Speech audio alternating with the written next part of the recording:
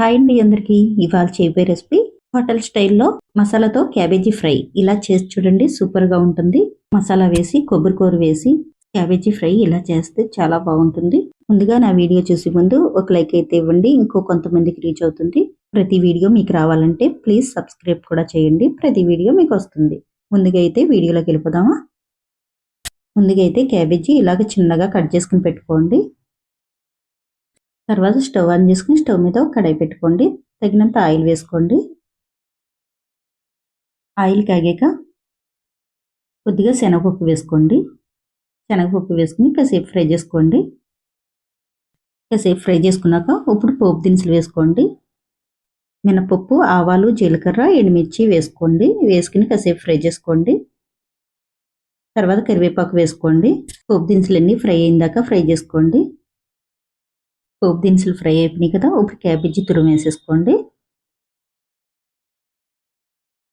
Cabbage తురుము వేసేసుకున్నాక ఇప్పుడు ఒకసారి గట్టి తీసుకుని బాగా ఫ్రై చేసుకోండి. క్యాబేజీ తొందరగా ఫ్రై అవ్వాలంటే తగిన సాల్ట్ వేసుకోండి. తగిన సాల్ట్ వేసుకుని మళ్ళీ ఫ్రై చేసుకోండి. క్యాబేజీ తొందరగా ఫ్రై అవ్వాలంటే ముందుగానే సాల్ట్ వేసేసుకుంటే తొందరగా ఫ్రై అవుతుంది.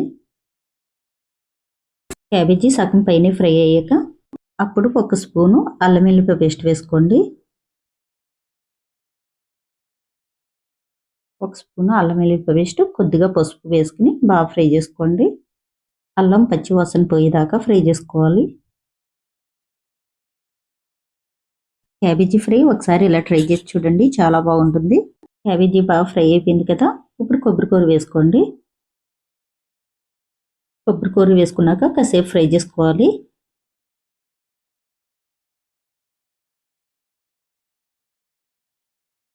కొబ్బరికూర కూడా కాసేపు ఫ్రై చేసేసుకున్నాక ఇప్పుడు కొద్దిగా మసాలా వేసుకోండి. బాగా తక్కువగా వేసుకోవాలి.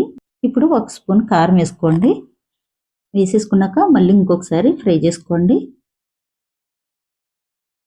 మళ్ళీ కారంలో పచ్చివాసన పోయేదాకా ఫ్రై చేసుకోవాలి. క్యాబేజీ ఫ్రై ఇలా గనక పెడితే చాలా ఇష్టంగా తింటారు అందరూ. మసాలాతో క్యాబేజీ ఫ్రై అయితే రెడీ అయిపోయింది. మీకు నచ్చిందా? నచ్చితే ఒకసారి మీరు ట్రై చేసి ఎలా ఉందో కామెంట్ బాక్స్లో అయితే కామెంట్ పెట్టండి. నచ్చితే కనుక మీ ఫ్రెండ్స్కి, బంధువులకి షేర్ కూడా చేయండి. ప్రతి వీడియో మీకు రావాలంటే ప్లీజ్ సబ్స్క్రైబ్ చేయడం అస్సలు మర్చిపోవద్దు.